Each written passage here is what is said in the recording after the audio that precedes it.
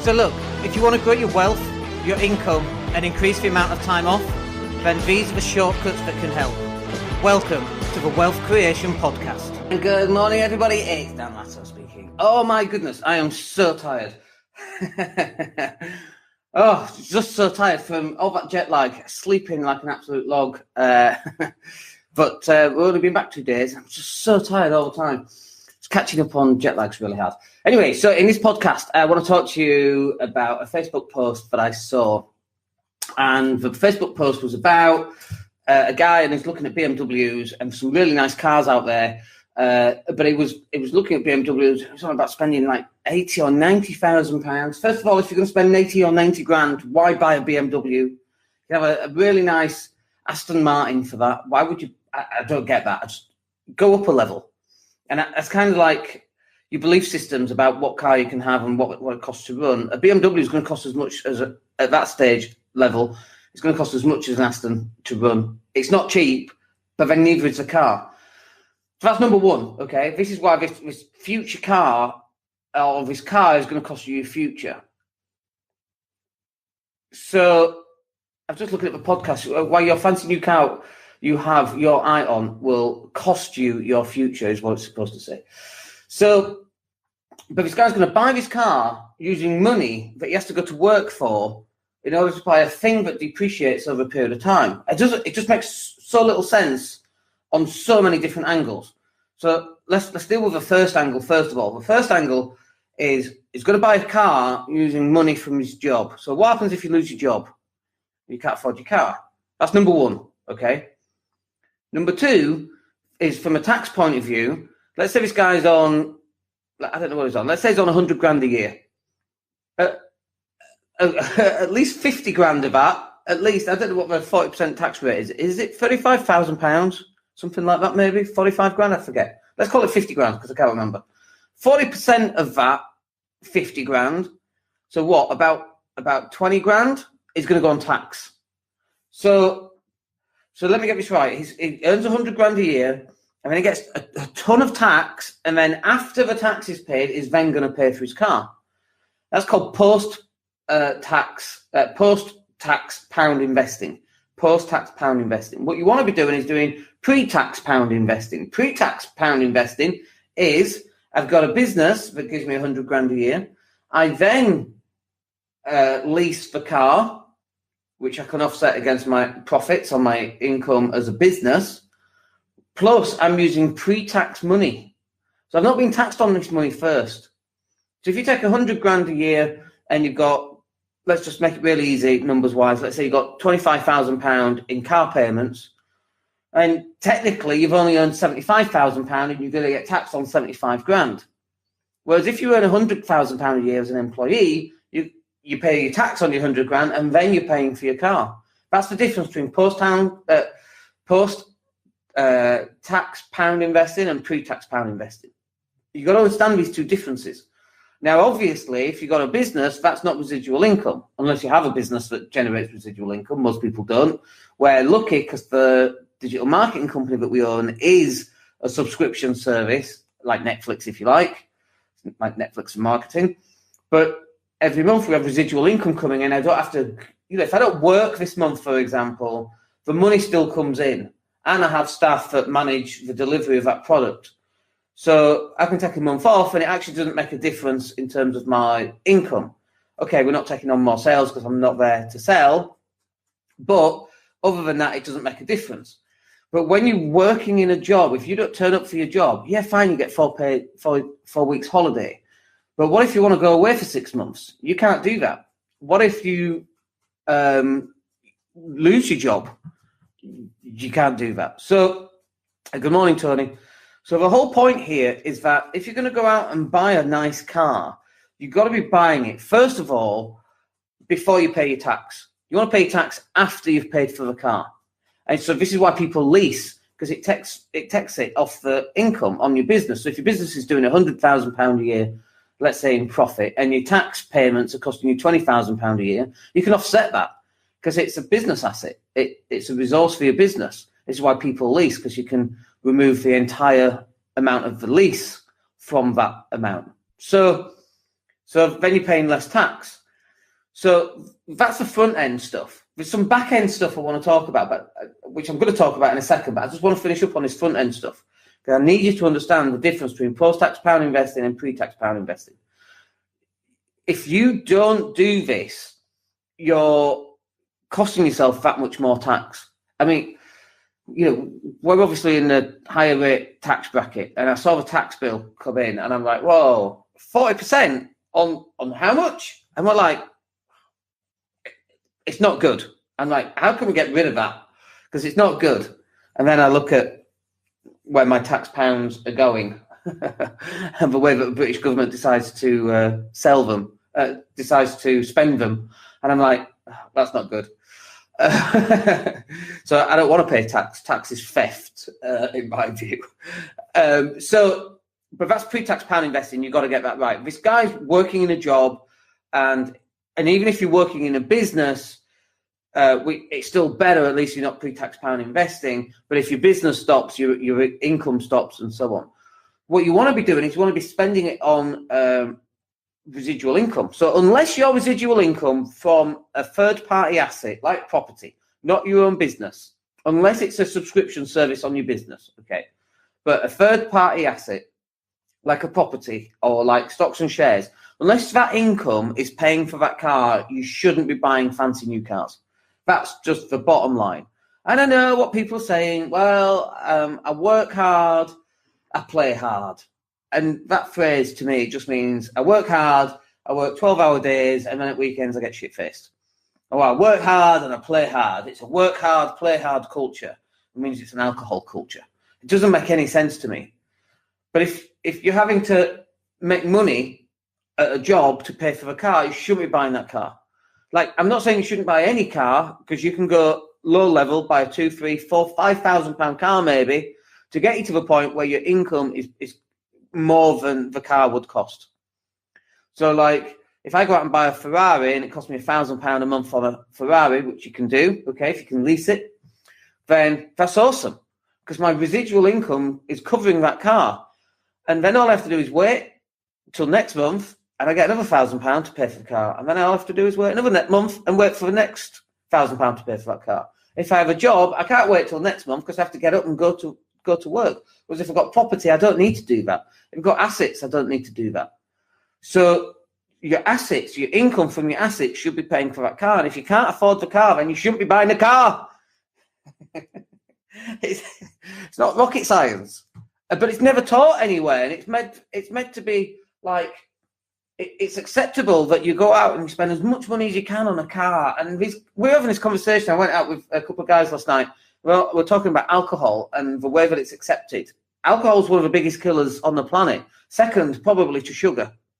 I don't know where cancer sits with those, but well, like probably cancer. Then you got sugar. Then you got alcohol. I reckon much more than smoking. Like smoking's not great either, but why is alcohol acceptable? So you watch EastEnders, someone has a car accident, so they go to the pub. Here, get this down and have a whiskey. They don't say it like that. They go, all right, mate.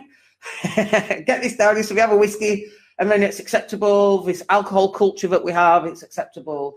This culture of buying stuff that we can't afford on credit cards, that's acceptable. This culture of spending money that you haven't got to buy a fancy new car, because there's this idea that it'll make you look wealthier than you actually are. I mean, don't get me wrong, I've had a beautiful Porsche 911, 42.5 grand. This was 15 years ago, that price.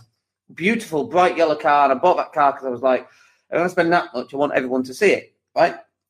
And it's a beautiful car to drive. You want to get to there. You're straight there. Beautiful car. Loved it. And then I looked at the depreciation. We sold that car 18 months later for 28 grand. And that's not including the 6 sets of tyres that we went through in 18 months. So, the cost of that car was astronomical.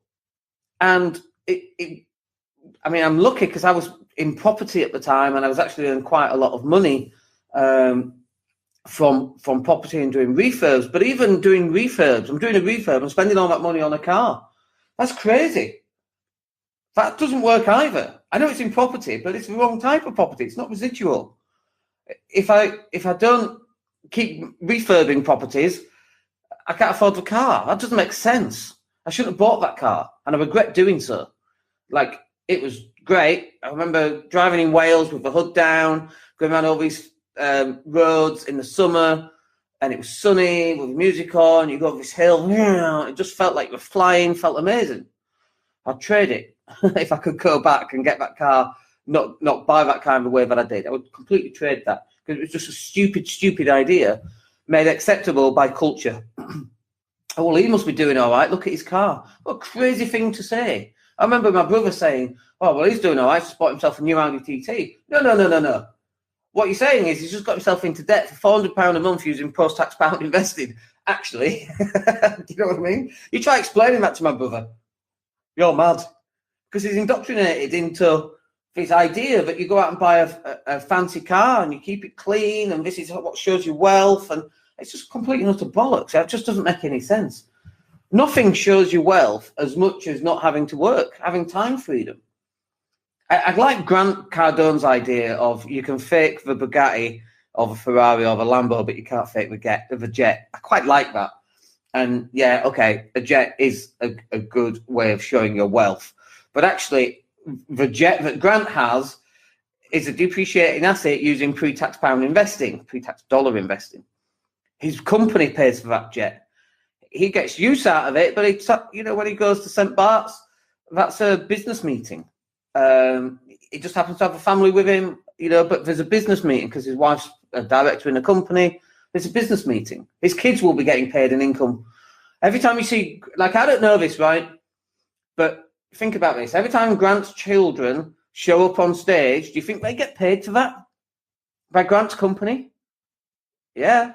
Like, I don't know for sure, but of course they do. What's your tax allowance these days? Before you have to earn tax. That's what they'll be earning, and that'll be going away into a pot that will be going into the Grant Cardone fund, into real estate, that then generates cash flow. That's what happens. That's how it works. Anyway, okay, so that's all the front end stuff. Let's talk about the back end stuff. Now, for most people, they'll go out and get a loan for a car. Let's say it's a 20 grand car. Let's bring the price down a little bit.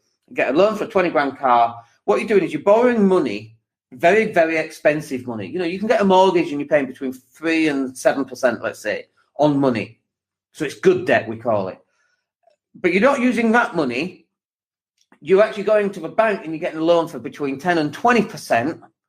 Crazy money, right? And then you're taking that 20% or 15%, let's call it 15, and you're spending that on a £20,000 car. So you've just bought this £20,000 car, which over 4 years will cost you, I don't know, £23,000, £25,000, right?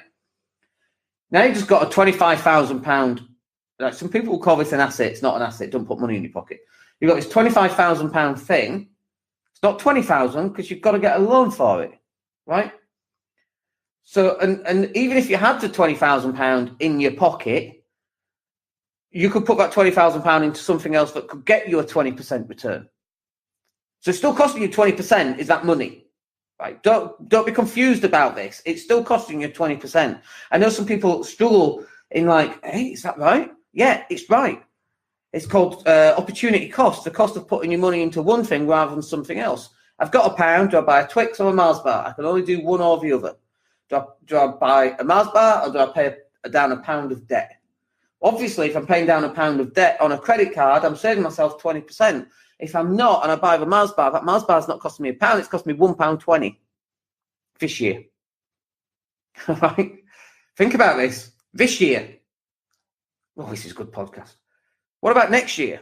What? Next year? It's only £1 on a Mars bar. I just wanted a Mars bar. Next year, that £1 that came off your credit card, you've now dropped that credit card down by £1. The following year, you're not paying 20%. So now that Mars bars cost you £1.38. I don't know what the numbers are. I know these numbers sound crazy, right? Dan, it's just a Mars bar. I just wanted a Mars bar. I got to eat, and I get that. It's costing you 20% a year. If you've got debt, that's what it's costing you. And if you haven't got debt, it's costing you 20% because they're the returns that you could get. I'm hoping this is sinking in, folks. Every single pound that you spend, every single pound, like, people go nuts over me and my spreadsheet. I've got a spreadsheet and every single pound is on it. And I get really upset when it doesn't go right, when a tenant doesn't pay. I'm like, you motherfucker, that's my money. And that's not my money this year. That's my money in 20 years. Because that £500 a month that you've decided not to pay, that £1,000, remember, £5,000 over 20 years at 20% is 191,000. We looked at it on the previous podcast. £5,000 over 20 years at 20% return is 191,000. And don't tell me you can't get 20% returns, because I know that you can. We're in a couple right now.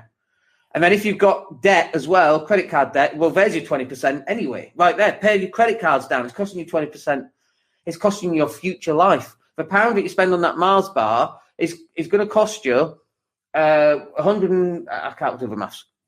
Whatever it's going to cost you at 20% per year. It's going to cost you a lot over the next 20 years. A Mars bar, as ridiculous as that sounds. And so when people go out and they buy a nice jumper and it's £50, I'm like, what the heck are you doing? Where's that money come from? Well, I worked overtime. Oh my goodness me. Put the overtime money into assets that will generate cash flow, even if it's crappy dividends. Like, not all dividends are crappy. I was reading about how Warren Buffett got a pay rise from Apple because Apple keep increasing their dividend, and yet look at the Apple share price, it's gone down. Warren Buffett bought those shares years and years and years ago, but he's still benefiting from, he got like a $750,000 pay rise, which is nothing to Warren Buffett. It's not even pocket change. So Mars bars, don't buy them. Let's go back to the car. You've got this 20 grand car. You're spending 25 grand on it because now you've got to pay for the money that you're borrowing. Now you've got depreciation on this car. Depreciation on a £20,000 car. What's that worth after 4 years? 12? Like maybe £12,000. So let me just get this right. Okay, over 4 years you spent £25,000, and at the end of it you've got a £12,000 thing. Or you could spend £20,000, and after 5 years, whatever 20% compounded is on that 20 grand. What is that? 10% so it's at least 20 grand. It's about, is that right? Yes, it's at least 20 grand without compounding.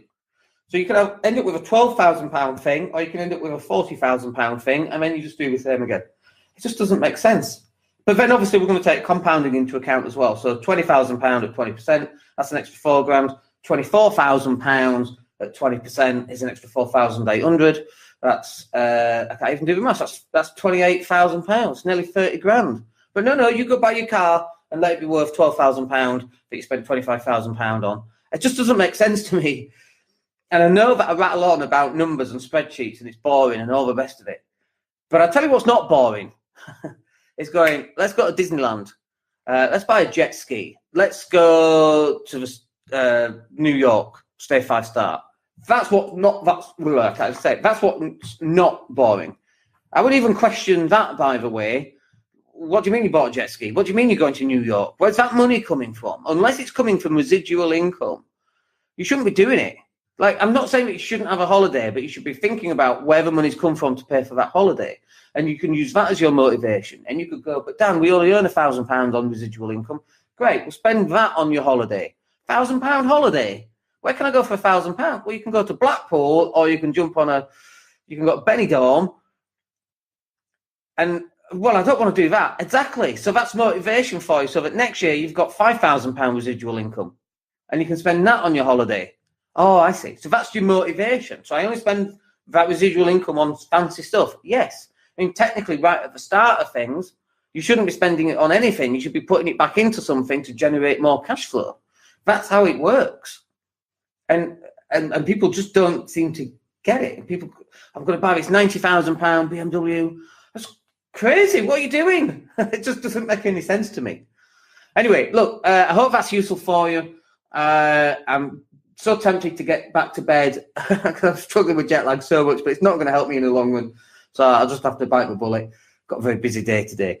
But I hope that's useful on money, because, like, nobody else will talk to you about money in this way. There's very, very few people, because it's such a taboo subject. And people go, oh, no, that's wrong. Well, you can think it's wrong, but then the work that we're doing is enabling us to live the lifestyle of our choices. Was it easy? Of course it wasn't. It was really hard. And even today, sometimes it's difficult. Sometimes we have choices that we make. But we're like, do we want to do that? Or do we actually want to buy an investment? Should we buy investments? So I hope that's useful for you. We'll catch up with you in tomorrow's podcast. My name's Dan Latto. Take care. Hey, it's Dan here. Thank you for listening. Really appreciate each and every one of you. Please click like or subscribe to the entire podcast.